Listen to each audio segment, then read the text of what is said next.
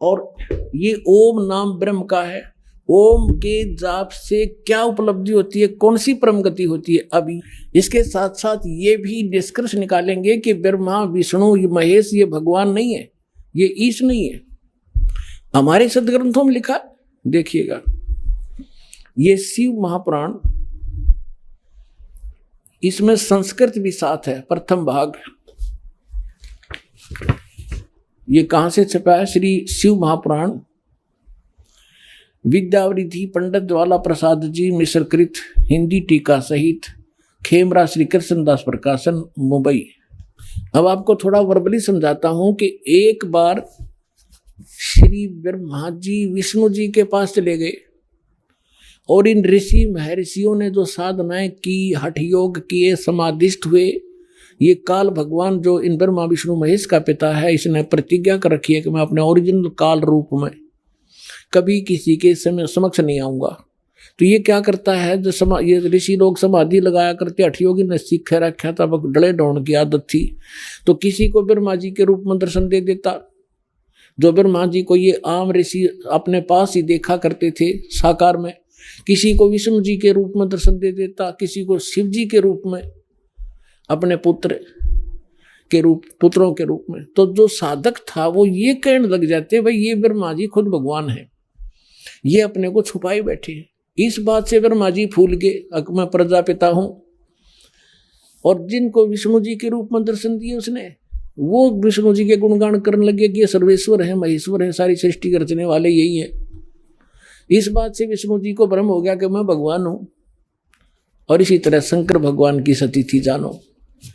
अब एक दिन ब्रह्मा जी चले गए विष्णु जी के पास। विष्णु जी अपने सारे नौकर नाकरों के पास आराम से लेटा था। यहाँ तो बान बढ़ाई भी तो बहुत बुरी है ना।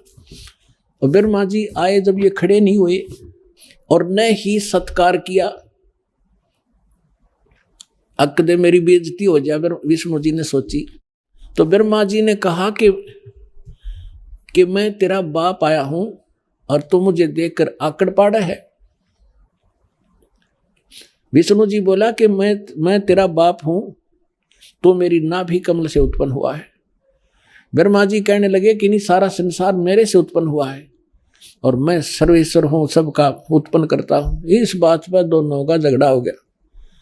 फिर ये काल ने इनके बीच में एक लिंग खड़ा कर दिया, तेजों में स्तंभ, बहुत लंबा चौड़ा।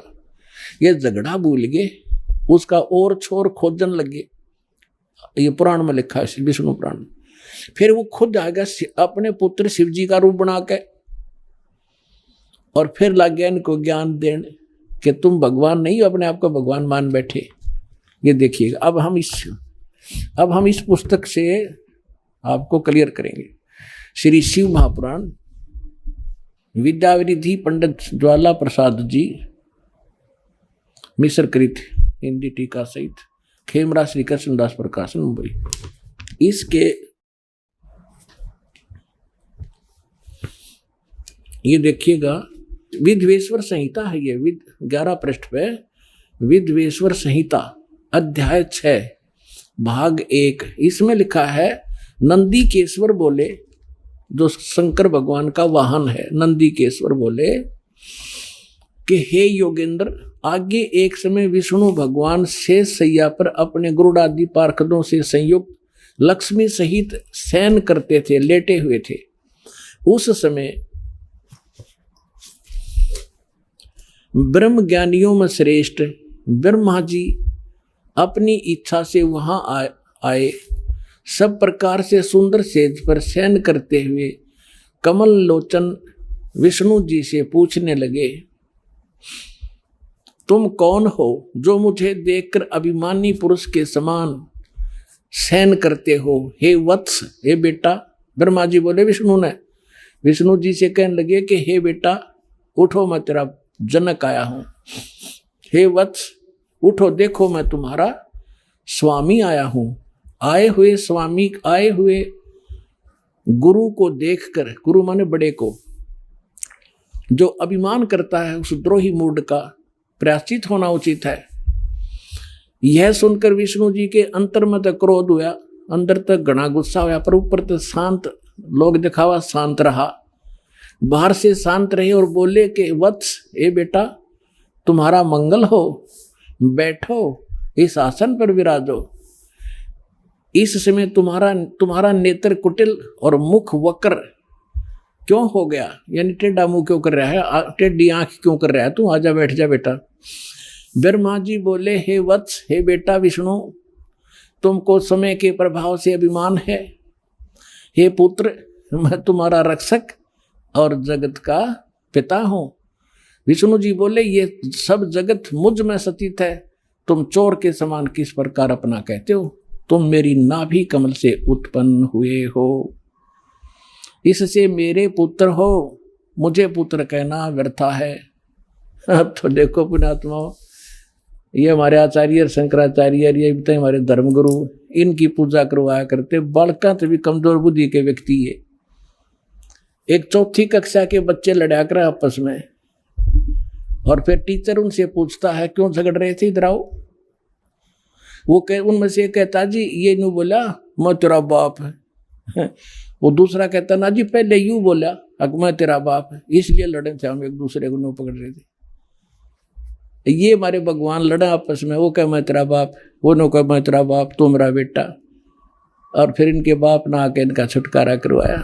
अब ये तो प्रसंग आगे ज्यादा ना बताकर, क्योंकि विषय आज थोड़ा सा दूसरा है। अब ये क्या हुआ कि फिर वो काल आ गया इनका पिता इनके बीच में, और उसने आके फिर इनको समझाया कि तुम भगवान नहीं हो। देखिएगा, और दिखाता हूं थोड़ा, एक झलक और रहेगी थोड़ी सी। अब हम ये 11 पृष्ठ पढ़ रहे हैं विद्वेश्वर संहिता का। यहां आ गया, नंदीकेश्वर बोले, यहां तक हमने पढ़ लिया कि इससे मेरे पुत्र हुए, मुझे पुत्र कहना व्यर्था। नंदीकेश्वर बोले, इस प्रकार ब्रह्मा विष्णु दोनों ही रजोगुण से मुग्ध होकर विवाद करने लगे, लड़न लगे। मैं श्रेष्ठ हूं, मैं स्वामी हूं, ऐसा कहकर एक दूसरे को मारने की इच्छा से युद्ध करने में उत्सुक हुए।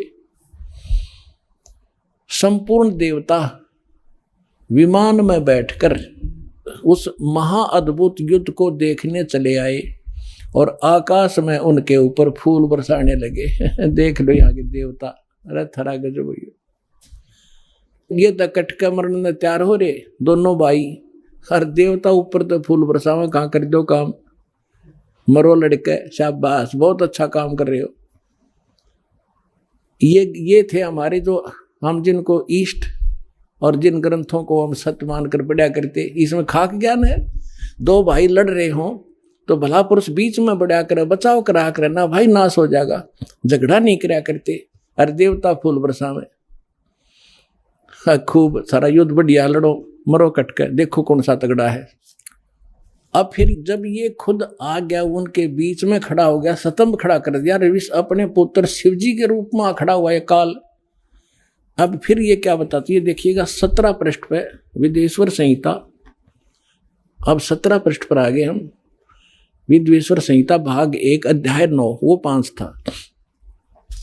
इसमें फिर यहीं से शुरू होता है कि नंदीकेश्वर फिर आगे बता रहे हैं। नंदीकेश्वर बोले, इस प्रकार भगवान ने उन नम्र हुए ब्रह्मा और विष्णु पर अनुग्रह करके क्या बताया, उनसे आगे फिर तो सारी सेना से उठाए। आगे क्या बताया कि उस सब को अपनी शक्ति से जीवित करा। यहां लिखा है, और उन दोनों की अज्ञानता, ब्रह्मा विष्णु महेश की अज्ञानता और वैर को दूर करने के अर्थ, यानी दूर करने के अर्थ उन दोनों से कहा, ब्रह्मा और विष्णु से कहा। उस काल ने वो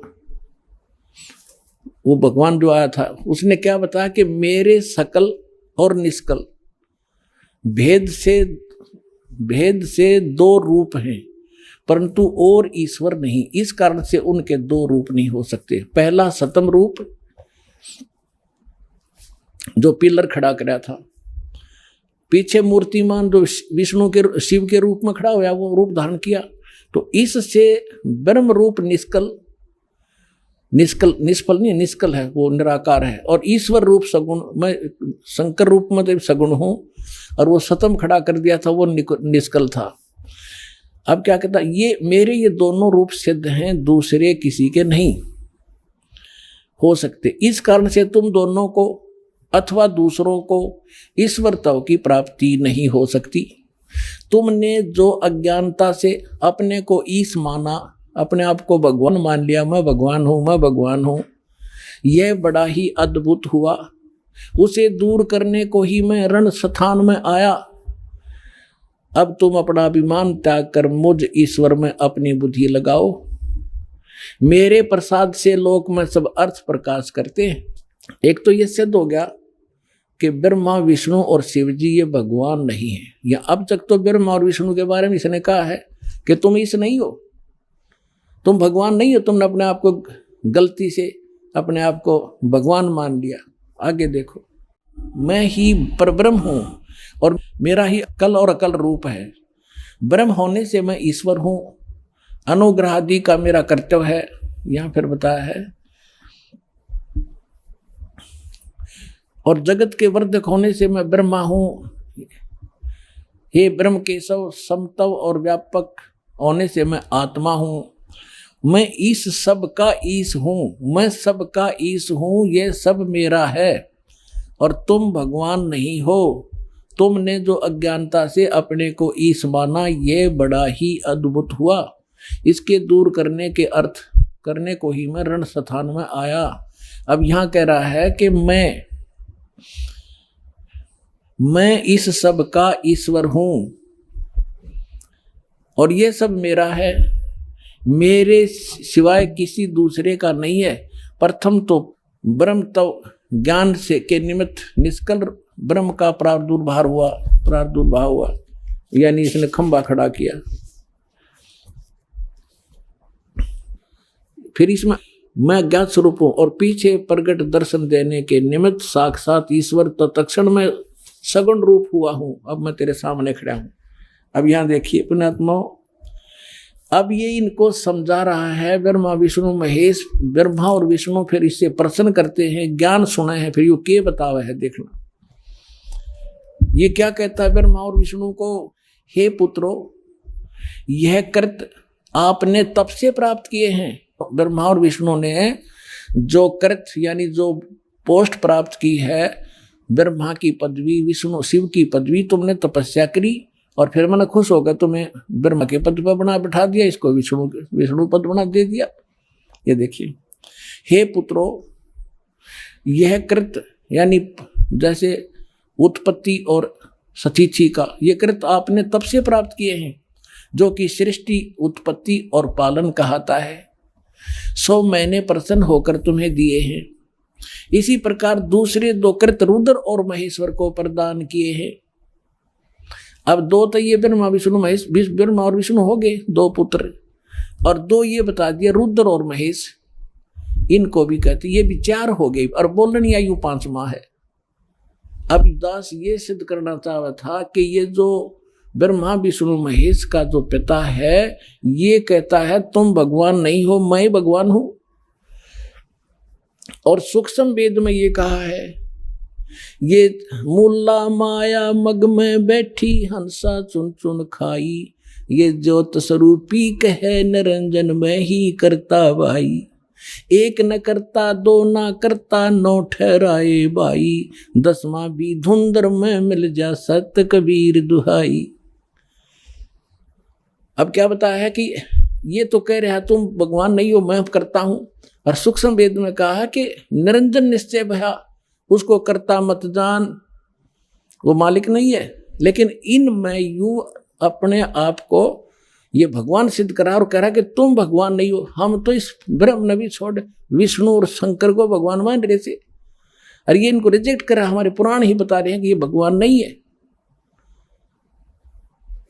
अब जो प्रश्न इसमें हम सिद्ध करना चाहते दास, क्योंकि आज का जो विषय है कि वो साधना कौन सी है जिससे मोक्ष होगा, और किस किस ने प्राप्त हुआ, और कहाँ प्रमाण है। इतनी सी बात है, फिर सारा सुलझ जाएगी कहानी। तो अब जो दास सिद्ध कर रहा है कि हमारे आज तक के जितने एथेंटिक सदग्रंथ है,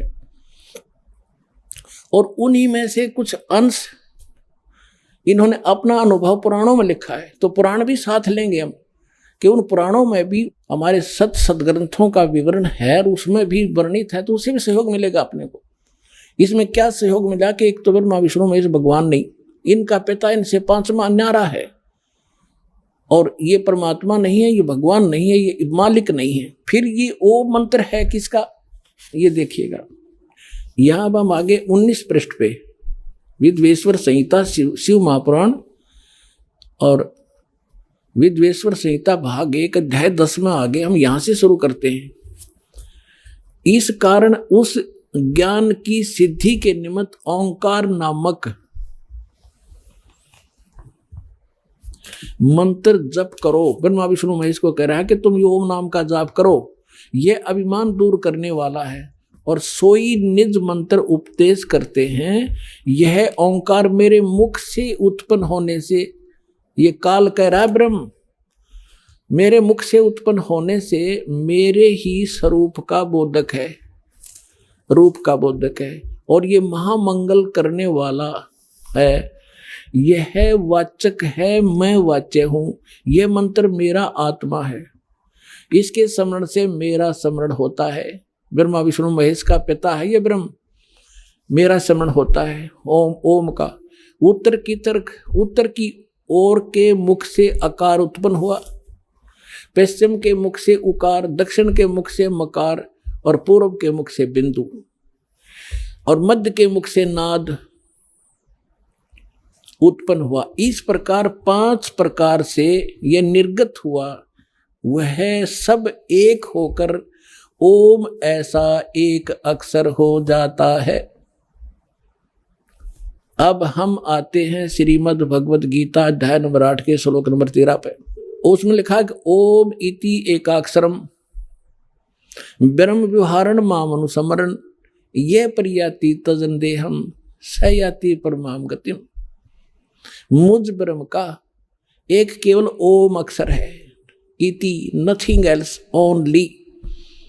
और अंतिम सांस तक सिमरण करता शरीर छोड़कर जाता है, वो परम गति को प्राप्त होता। कौन सी? इस ओम से मिलने वाली परम गति। अब यहां सिद्ध हो गया कि ये खुद कहता है कि इन सब से मिलकर अकार उकार मकार बिंदु से मिलकर ये एक ओम अक्षर हो गया, सिद्ध हुआ। और ये गीता में लिखा कि ओम इति एक अक्षरम, ये ओम एक अक्षर माम ब्रह्म मुझ ब्रह्म का है। और ये खुद कहता है मेरा ये एक मंत्र है और मेरे ही बोधक है, मेरा ही जाप करने का है। और पुण्यात्माओं जो ये हमें मूर्ख बनाते हैं, ओम नमः शिवाय कहते ये 5 अक्षरों का बन गया। इसमें कहीं भी मूल संस्कृत में ये ओम नमः शिवाय इस पुराण में भी नहीं लिखा, और ना यह अनुवादकर्ता ने अनुवाद किया है इस पुराण में। गीता प्रेस गोरखपुर से अनुवादित एक सचित्र मोटा टाइप शिव पुराण में अनुवादकर्ता ने अलग राइटिंग में लिखा है ओम नमः शिवाय शिवाय यू है 5 मंत्र का। और इसमें सब लिखा है अकार मकार उकार बिंदु और नाद से मिलकर ये 500 से अब से एक होकर ओंकार मंत्र हुआ है। और ये हटा दिया वहां पर ओम नमः शिवाय बढ़ा दिया इसका, इसमें कोई ओम नमः शिवाय नहीं है। क्योंकि श्रीमद् भगवद गीता में और वेदों में जो मंत्र है वो शास्त्र अनुकूल साधना, उसके अतिरिक्त कोई बनाता वो सत साधना नहीं है। अब ये प्रश्न हो गया कि ब्रह्म का ओम नाम जाप है इस गीता ज्ञानदाता का, वेद ज्ञानदाता का, और ये ब्रह्मा विष्णु महेश का पिता है। ये है कौन? ये खुद कहता मैं ब्रह्म हूं। अब इसका निष्कर्ष श्री देवी भागवत करेगी। एक समय राजा हिमालय को स्वयं ये देवी परमात्मा के बारे में ज्ञान प्रचार कर रही थी, तो उसने क्या बताया है कि दुर्गा कितना नॉलेज रखती है। वो कहती है केवल एक ब्रह्म है, ब्रह्म की पूजा करो, और ओम उसका मंत्र है। ओम के जाप से ब्रह्म लोक प्राप्ति कर जाओगे, तुम्हारा कल्याण हो।